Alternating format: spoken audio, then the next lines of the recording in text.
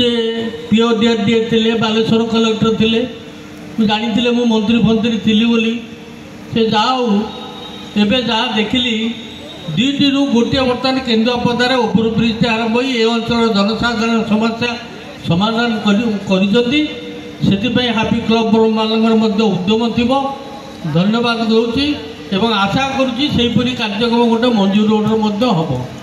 क्या जाजपुर रोड रु भद्रक भितर जो दुईटी असुविधा जगह था सेटा गोटे गोटे केन्द्र पदा गोटे मंजूर रोड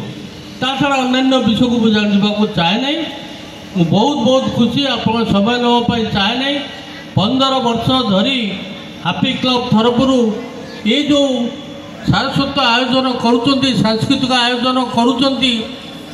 सरपंच महाशय कहते साहित्य कथा साहित्य जो अभिवृद्धि होनी से कथा मुझे कहूनी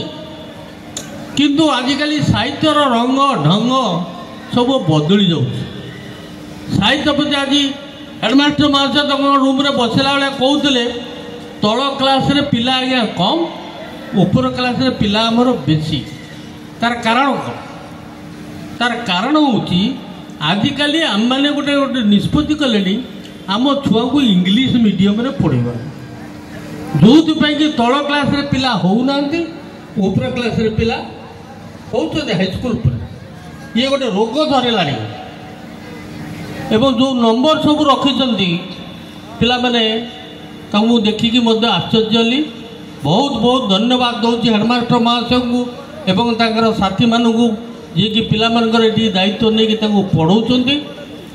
सी कौन अवहेला कर सभार मुझे कहवाई चाहे ना